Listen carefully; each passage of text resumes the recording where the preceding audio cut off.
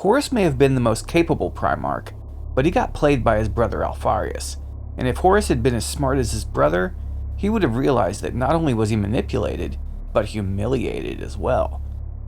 Now, none can doubt that the Warmaster was in charge. It isn't like Alpharius usurped his power or challenged him in any way. But in true Alpha Legion fashion, Alpharius learned key information, allowing him and his legion to move forward and navigate the grim darkness. For they tread a treacherous path, even for a traitor legion.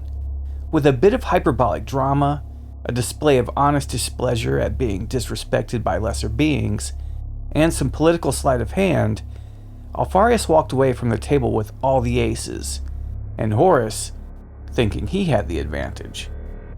And perhaps it must be stated that because of this, the Primarch of the 20th Legion saved all of mankind, thwarted Chaos's ultimate victory, and kept the Imperium alive for 10 millennia, balanced precariously on the edge of a blade. When to tip to either side and disrupt the balance is to meet extinction. And it all came down to one conversation with Horus, Erebus, and Abaddon, the trial of Alpharius. We often think of the trial of Magnus, and how much impact it had on the Warhammer 40k setting, with all its effects rippling throughout the lore. But the trial of Alpharius may have just been the pinnacle upon which humanity's survival was balanced. So this bit of lore comes from the Horus Heresy novel Deliverance Lost by Gav Thorpe. It's the 18th book in the series and focuses on Corvus Corax and the Raven Guard, but the Alpha Legion subplot is much more interesting to me personally. Alpharius had been summoned by Horus and handed over the gene tech that his infiltration of the Raven Guard allowed him to acquire to Fabius Bile on behalf of the Warmaster and his efforts. Alpharius complied willingly and with a smile, handing it over without hesitation, but straight up said, "Yo, my gene seed and the data on it is not included. Gotta keep some secrets for myself, so everyone else is in there, Horus, even you." Then Alpharius just bounces. But earlier in the story, we see that he was summoned by Horus for what he is led to believe is a war council. And so of course, as a Primarch, one of the generals of the traitor's cause, Alpharius should be there. And this is where Horus messed up. He overplayed his hand, trying to run deception on the Hydra. But Horus is getting swole with the powers of the warp, of chaos, and the ruinous powers are having effects on him, one of which is his ego becomes massively overblown, even for a Primarch, even for him. So he feels like he's baller enough to lie to Alpharius, to summon him on false pretenses. Now, Alpharius is a cool dude, and he's operating from a place where he still feels like he's the equal of his brother, but as soon as he arrives, it is obvious that it isn't a war council. It isn't a conversation. It is to be a trial, and his own. So it is Horus, Abaddon, and Erebus across from Alpharius. And Horus won't take his gaze off the Hydra as he approaches. Horus is just glaring at him, boring into him with his withering gaze. But Alpharius just strides right up like a boss, and his inner monologue is telling him that Horus is letting his position as Warmaster go to his head. And he shows the kind of respect to Horus that Horus feels he is due, despite the fact that it wounds his own pride. Alpharius literally bends the knee, showing fealty to the Warmaster, playing into Horus's pride, which disarms Horus in a way he didn't expect to be. Horus is serious, but it is Erebus and Abaddon who step out of line, and both nearly get gutted by the Primarch of the Alpha Legion, and there would have been nothing they could have done to stop it, and Horus just kind of sat back and watched. This is the second mistake Horus made, and the second level of Alpharius' trap that the Lupercal fell into. Horus is inspired by Alpharius' martial abilities, his own sense of pride, and his intention to commit murder instantly rather than suffer insult from an inferior being. So before I go further into dissecting what happens, let's look at the actual scene, see what's said and how everyone reacted. There are some seriously subtle things going on here, but in the end, Horus got completely played and walked away thinking he'd gained an advantage. Absolutely S++ tier Alpha Legion. You don't mess with Alpharius.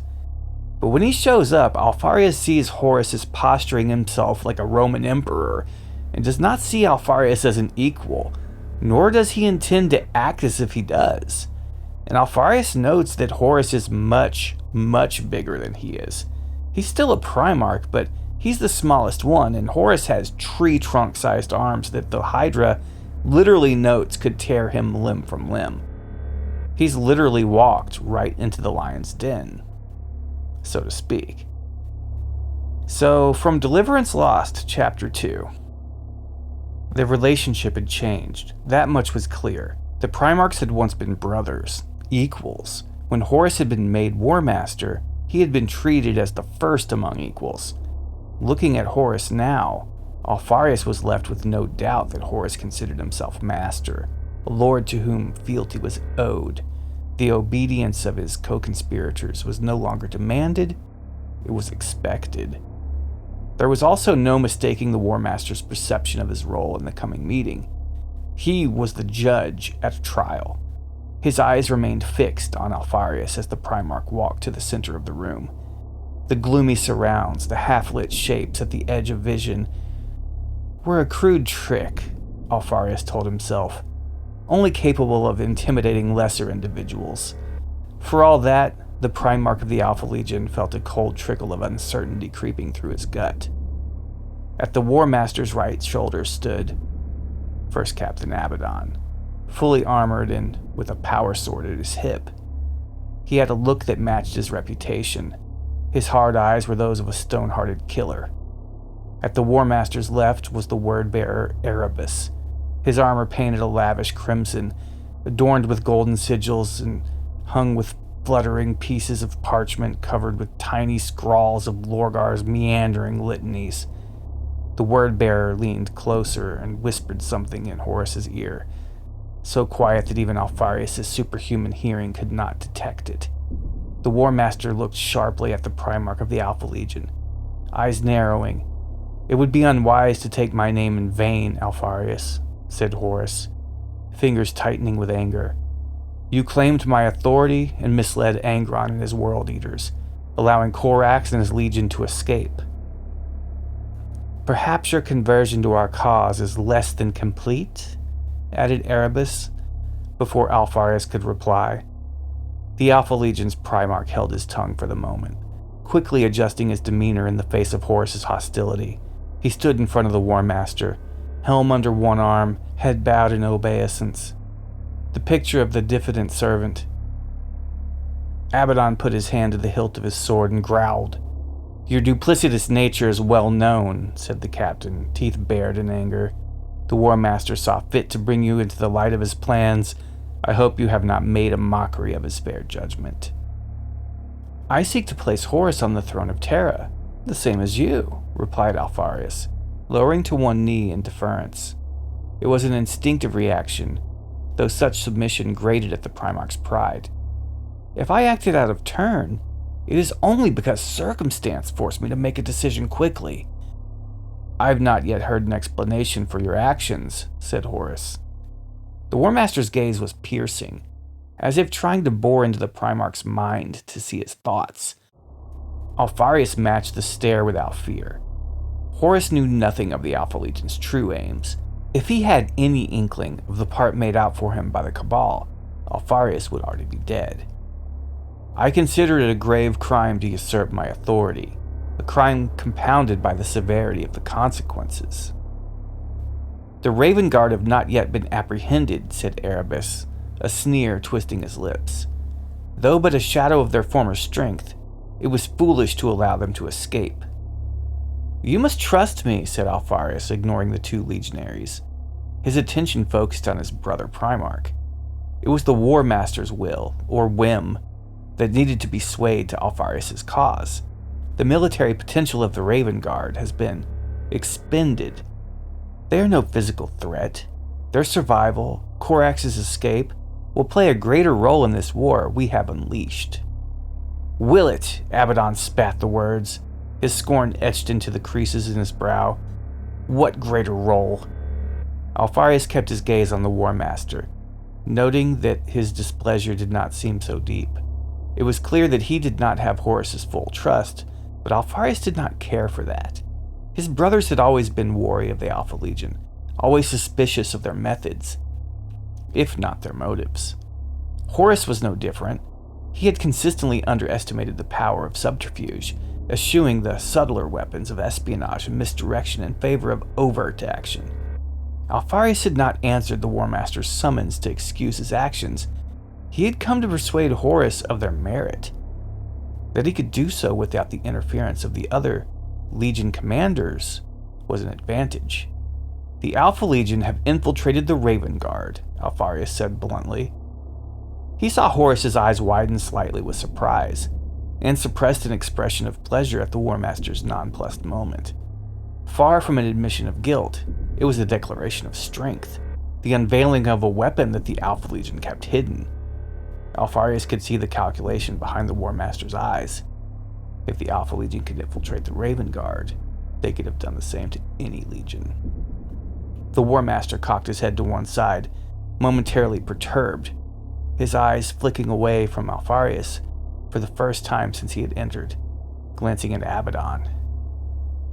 "To what purpose?" asked Horus, recovering his composure, his stare returning to the previous intensity. "Had they been destroyed, what would be the point of spying on corpses? You allowed Corax to get away from the World Eaters to protect your operatives." Erebus leveled the accusation with a pointed finger, pushing Alpharius' patience beyond its limit. "I am a Primarch, genitor of the Alpha Legion, and you will show me due respect," snapped Alpharius, standing up. He took 2 steps towards Erebus, eyes glittering. Abaddon moved to intercept him, half drawing his blade. "Don't make the mistake of letting that sword leave its scabbard," said Alpharius, fixing Abaddon with a venomous glare.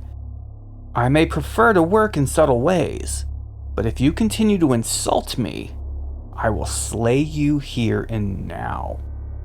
Horus held out a hand, waving Abaddon back, a thin smile on the Warmaster's face. He seemed pleased at Alpharius' anger. "You're somewhat defensive, my brother," he said, gesturing for Alpharius to seat himself on one of the chairs arranged around the throne. "Please explain to me the benefits of allowing Corax to escape." Alpharius sat down, reluctantly accepting the Warmaster's invitation, darting a warning look at Erebus just as the word-bearer opened his mouth to speak. "Save your posturing for those that are swayed by it," said Alpharius. "Your change in loyalty proves the vacuity of your proselytizing. You are privileged to stand in the presence of your betters, and should know not to speak until spoken to." The Primarch enjoyed the contortions of anger that racked the first chaplain's face, but Erebus heeded the warning and said nothing.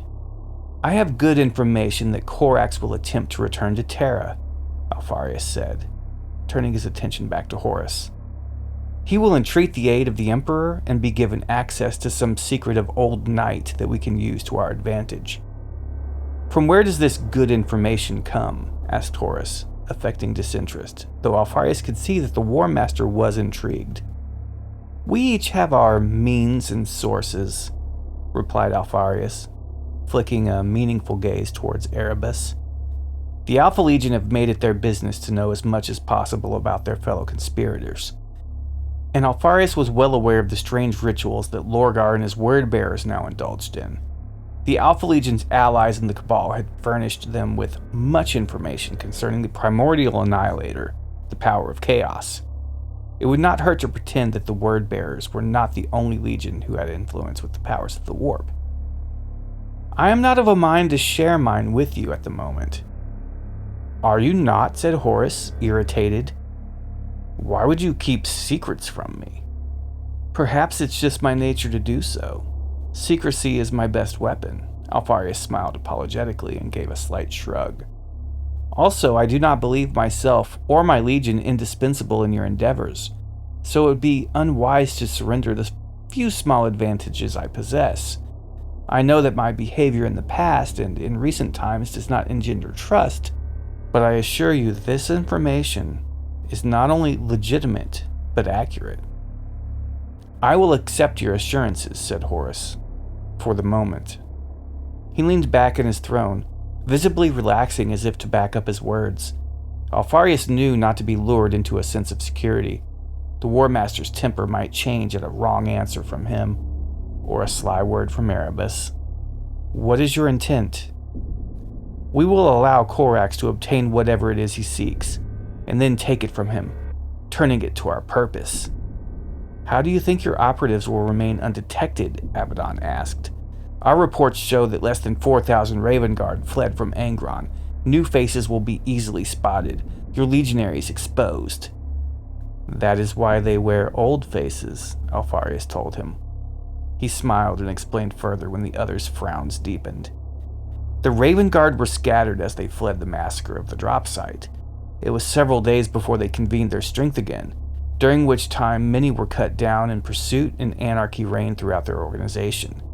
It was no simple matter for my apothecaries to transplant the facial features of several fallen Raven Guard onto volunteers from my legion, but they have had a lot of practice, as you may have heard. Such facial surgery is not uncommon in the ranks of the Alpha Legion. My warriors are skilled and experienced, able to blend in without attracting attention. Even now they are with the Raven Guard, waiting for the opportunity to report. You stole their faces? Abaddon's expression was a mix of incredulity and disgust. Alpharius nodded and looked for Horus's reaction. For a moment the Warmaster had the same guarded look as earlier, but his aggression swept it aside as he leaned forward, brow furrowing. You are sure of their success? Asked Horus, the words laden with accusation. You've heard from them since they began their infiltration? Alpharius hesitated at this question, unsure of his reply. There was no point lying at this stage, even though the truth might upset the Warmaster further. They have not yet been in contact, Alpharius admitted. It is possible that they have been discovered or slain in the fighting, but it is unlikely. I will send word when there is something of note to report. That will be a feat in itself, considering how far away they might be, said Abaddon. As I said before, I have my means. Saying nothing, Horus regarded Alpharius for some time, his shadowy hidden eyes never leaving the face of the Alpha Legion Primarch. Erebus bent down to say something, but the Warmaster held up a hand to stop him. You should have come to me with this intelligence before you interfered with the World Eaters, Horus said, his voice quiet. Alpharius chose not to repeat his point that he had had no such time to seek the Warmaster's authority, and certainly did not voice his view that permission would not have been given. The judge was about to pronounce his judgment, and Alpharius could not tell which humors held sway over the Warmaster. He held his breath, trying not to tense, lest his anxiety was seen as guilt. Angron has been given further cause to doubt my commands, and he is not shy in voicing his displeasure. I do not appreciate your scheming, brother. I will be watching you closely, which meant that no action more imminent would be taken against the Alpha Legion. Alpharius breathed out slowly, still on his guard. We have a possible contact with a Raven Guard vessel heading out of system from Istvan IV, Warmaster, said Abaddon. Should we call off the pursuit if it is your desire that we let them escape? Horus looked to Alpharius, one eyebrow raised, seeking his opinion, though Alpharius sensed he was still being tested. I would humbly suggest that the pursuit continues as normal for the moment, said the Primarch. Corax may already be suspicious of the events that allowed him to elude the World Eaters.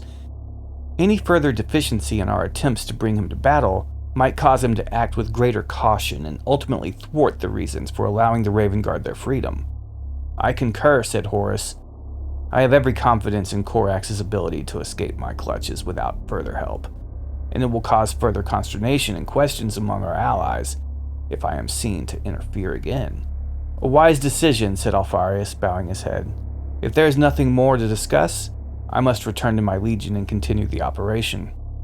Horus signaled for Alpharius to depart, and the Primarch felt the Warmaster's heavy gaze on his back as he walked towards the door. The hydraulically locked doorway remained closed to him, but Alpharius did not turn around. The murmur of Erebus hovered on the edge of Alpharius' hearing as the Primarch waited for the portal to open. If I thought for a moment, brother, that you were working against me, I would destroy you and your legion, Horus declared. Alpharius looked over his shoulder at the Warmaster and his 2 advisors. "I've never doubted that, brother."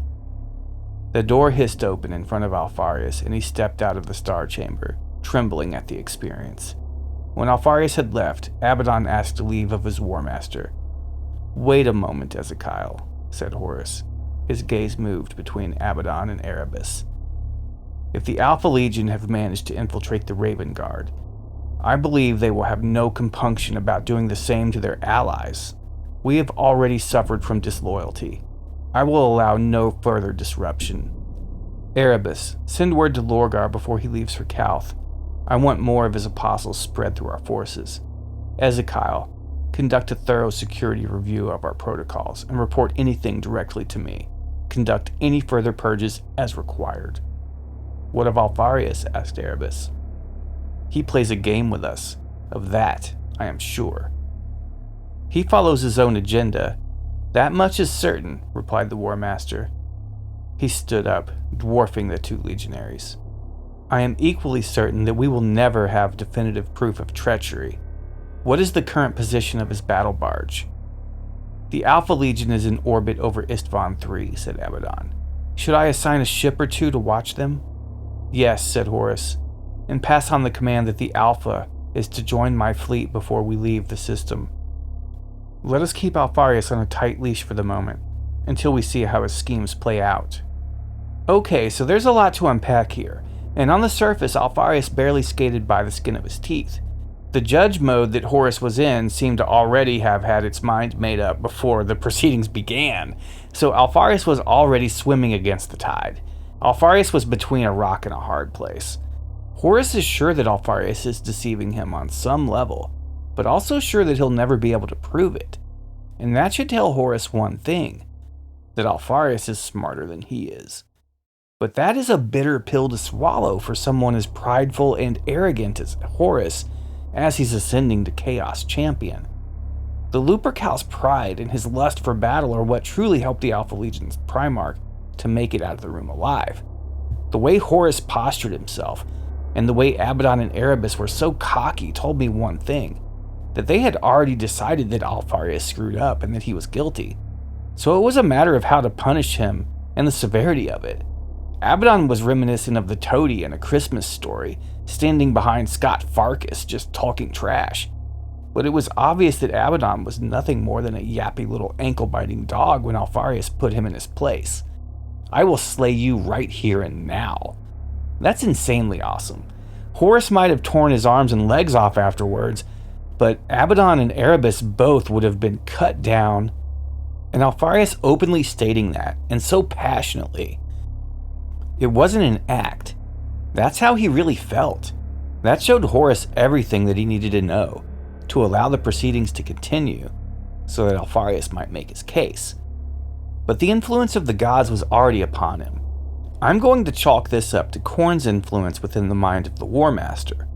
Horus was ready to assume the worst, but when he saw that level of emotional response and that level of balls as well as pride, it spoke to him on an absolutely base level. Alpharius did not feel like he was in the wrong, and though he wasn't the most straightforward guy, he still wasn't going to be insulted because his actions were not yet understood, especially by lessers. And when you're a Primarch, that's pretty much everybody. Abaddon seems to have forgotten that Alpharius is a Primarch. Though they may be roughly the same size, where Horus towers over them both, Alpharius is indeed a Primarch. And notice that as hot-headed as Abaddon was at that time, his sword did not leave its scabbard. Erebus, he served as little more than an annoyance for most of the conversation, but that was by design. Abaddon served to show that Alpharius was willing to defend his pride and his integrity, that he'd spill blood before being insulted by a lesser. But the way he denigrated Erebus was classic, and it served as so much more of a smokescreen, because Alpharius walked away leaving Horus believing that the Alpha Legion may be consorting with demons, like the Word-Bearers. He used Erebus's legion as an example of how one can acquire occult secret knowledge. This planted a seed in Horus's mind, an out for Alpharius, because the one thing that he was really deceiving Horus about was being on the traitor's side. For his and his legion's true stance, that being in opposition to chaos, at war with the primordial annihilator, and all because the future was revealed to them by the Xenos secret society of the Cabal. So Horus is looking one way and Alpharius is acting another. It's perfect cover. Horus knows he's up to something, so Alpharius openly admits that, and then says he won't say what that something is, though he implies it is much like what the word bearers are doing. Alpharius let Horus fill in the gaps in knowledge with his own assumptions, relying on the clumsiness of Horus's mind. In comparison to Alpharius' own, Alpharius tripped Horus up, having him trip over himself and faceplant effectively. Horus knew something was up, but then he thought he slyly picked up on just what that was, and sort of shrugged it off. Telling Erebus he was not to speak unless spoken to, and that he was lucky to be in the presence of his betters, was seriously awesome, and that sort of flex plays into the egomaniacal side of Horus Lupercal. He loves seeing people use their power to correct perceived injustices. That's what his whole heresy is about. So here, Alpharius isn't necessarily having to rely on any of the influence of chaos on Horus. He's playing to the Warmaster's most basic ego. He knows Horus's character and characteristics better than anyone, probably even Horus. One recurring theme of the Primarchs is that they lack self-awareness, despite being demigods with minds like supercomputers. The ultimate victory that Alpharius achieved, though, was to make Horus realize one thing above all others. The Alpha Legion had probably infiltrated all the other legions, friend and foe alike, including his own sons of Horus. The thought was unsettling, and for a moment during their talk, Horus glared over at Abaddon, wondering if he was an Alpha Legion plant himself. You can't buy that level of paranoia. I mean, Alpharius left the trial and Horus was grasping at shadows, looking for boogeymen, purging his own ranks of suspected infiltrators, and all the while he was being strung along, dependent on the Hydra to provide whatever the prize was that the Alpha Legion was working so hard to acquire for him. At that time, Horus didn't even know what it was, that it was the gene tech to create Space Marines and the genetic template for Primarchs as well. It was the keys to the kingdom as far as Imperial genetic technology. Other than the Custodes, the Alpha Legion pretty much got it all.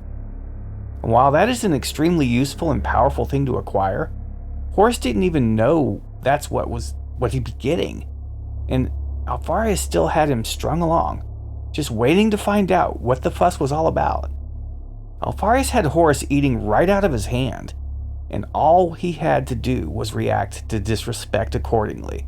Sow the seeds of doubt about Erebus and Abaddon, and if even only for a moment, double down on maintaining his own methods and sources, while claiming to still be acting transparently, which was questionable and he knew it, but it was expected, and to play into Horus's massive ego. Of course, a macho display of step back or I'll end you would play well with Horus, and Alpharius quickly putting an end to Erebus's insinuations and insults was establishing that the new pecking order had not been really acknowledged yet. Alpharius is quite keenly aware that Horus considers himself to be in charge of his brothers at this point, but he can't act like he has picked up on this. Alpharius plays it off like it hasn't occurred to him that the dynamic has changed. And Horus plays right into that. It isn't so much that it was a lie either, as Alpharius did feel like Horus's new self-image and image he was projecting were a bit overboard. Alpharius saw in Horus, in that meeting, exactly what he was fighting against. He knew that chaos had its hold on Horus, that the Warmaster was fallen prey to the infernal machinations of the ruinous powers. So he was seeing that what the Cabal was providing him as far as temporal intelligence, that is the future sight their Farseers were utilizing, was accurate. That chaos was taking hold of one side of the conflict and it was going to set the galaxy ablaze. I believe that Alpharius left his trial knowing that the cause for which he was fighting was a good one, to destroy the primordial annihilator. But he wanted to find a path forward for humanity to survive and flourish, one where chaos was defeated, but it didn't also mean the extinction of the human race. Alpharius was trying to be what he was made to be, beyond just an infiltrator, beyond just a spy and a general of the Emperor's legions. Alpharius was doing everything he could to be a hero. to save humanity. For the two options the Cabal gave the Alpha Legion Primarchs were both terrible. Both paths saw humanity completely extinct in the end, but one path also saw the destruction of chaos. And this didn't set well with Alpharius Omegon, for it was a catch-22. How could he follow either path if it led to the ultimate doom of mankind? What the Cabal failed to realize in the Alpha Legion Primarchs is their ultimate loyalty to humanity and to the Emperor. The Cabal felt that Alpharius Omegon would then act the way that they themselves would, given the same information. If it were presented to most of the conglomeration of races that made up the Cabal, then they would do what they thought was the right thing and sacrifice their own people to defeat chaos. But they failed to realize that Alpha Legionaries don't think like that. That Imperial citizens don't think like that. For what good is a galaxy free of chaos if humanity is gone and cannot experience it? Alpharius was certainly not going to let all humanity go out like that. Just to try to appease some Xenos prophecy, he used the information they had and got what he could out of it. And he and his twin decided to forge a new path, to carve a new destiny out of the wreckage of the galaxy, a new hope for humanity, the third head of the Hydra.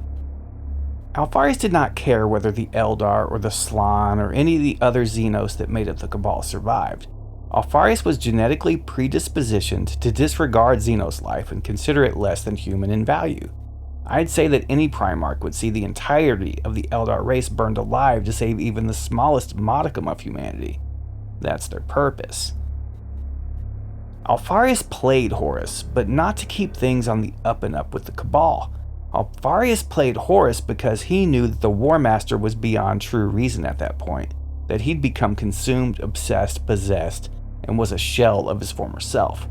And even though he ultimately ended up betraying the Cabal, that did not mean that he needed to work with Horus and towards his ultimate goal. Sure, he had to play his part. He had to keep up appearances. But to let humanity die on behalf of a Xenos secret society of future seers? That's something completely antithetical to how the minds of the Primarchs function. Even Horus came around to this knowledge by the end of the death, when he cast off his dark aspect and intended to win the war with the Emperor on his own footing. He knew that chaos was going to be a problem, and ultimately, as he begged for the Emperor to end him, he knew he had become its pawn, that the best way to defeat it in that moment was to die so it could no longer use him. Horus came back, even if it was for the briefest of moments, and he, like his 20th brothers, knew that it was all for nothing. Chaos or humanity. Horus didn't even hesitate to call for his own death. Once the veil was lifted and he could see clearly, could see that he was their pawn, he gave everything he had, his very life, and willingly, to fight back against the Big Four.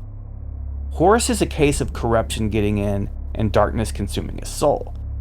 His worldview became diluted and confused and ill-informed. But Alpharius, seeing this all play out, kept himself in the most dangerous position of all, right at the Warmaster's side, right in view of him, operating for humanity, trying not to let himself or his legion fall to the very thing they were fighting against. The White Scars may have just saved the Imperium at the Siege of Terra during their counter-assault on the Lionsgate spaceport, but the Alpha Legion saved all of humanity by playing both sides in such a way as to strike a balance that allowed neither to overcome the other fully. The traitors were defeated, but the Emperor endures on the throne, in whatever state of unlife that is. Given two terrible choices, the Alpha Legion decided to carve their way through the jungle by pulling out a machete and making their own path, creating their own destiny, and allowing humanity to survive, if only on the edge of a knife, balanced between chaos and extinction, sustained only by eternal war. But we endure nonetheless, thanks to Alpharius Omegon and his legion of heroes. Malcador the hero once said that the entire future of humanity was dependent upon the Alpha Legion, if I'm not mistaken. And in the book Vengeful Spirit, when Malcador breaks it to Big E that the Alpha Legion sided with Horus, the Emperor says something quite interesting. His reply is not what you'd think it would be.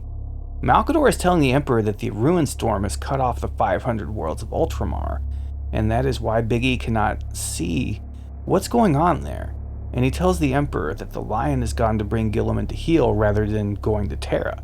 It's kind of an insane conversation, and Big E is surprised that Malcador would be suspicious of the Dark Angels. You doubted them? The first? Even after all they accomplished in the time before the others took up their swords? I did, admitted Malcador. After Rogal's secret emissaries to their home were returned empty-handed, we feared the worst. But Caliban's angels came to the wolf's aid when Alpharius threatened to destroy them. So the Emperor segues into talking about Alpharius, and this is where I think he's scratching his chin, thinking, I created Alpharius to infiltrate and for subterfuge. I bet he's just doing his job, the way I made him, infiltrating the traitors, or maybe not. Damn it! But what he actually says in response to Malcador is, Alpharius, my son, what chance did you give my dream? Ah, even when war presses in from all sides, my sons seek to press their advantage. They're like the feudal lords of old, scenting opportunity for their own advancement in the fires of adversity. Perhaps he felt as if his sons were just becoming creatures of opportunity, but he should have known better with Alpharius. But luckily enough, he just sort of glosses right over this actual, alleged betrayal of himself and the Imperium, and then goes on to talk at length about how the Khan is not trustworthy because he gets off on his air of mystery and his whole persona. So keep an eye on Khan because he's the most likely to turn traitor next. To me, this is Big E covering his tracks. I think he actually has faith in Alpharius, but it isn't based on any actual information or intelligence or even psychic knowledge or anything more than just his gut feeling on just a hunch. The Emperor could have put Alpharius up to just such a thing, or the opportunity to present himself. And it is possible that he and the Alpha Legion Primarch kept this, even from the Sigillite himself. So ultimately the efforts of Alpharius and Omegon did save the Imperium, doomed the traitor's cause, and plunged the galaxy into the one salve that, if perpetually applied for all time, could keep humanity from extinction. War. For in the grim darkness of the far future, there is only war. Hydra Dominatus.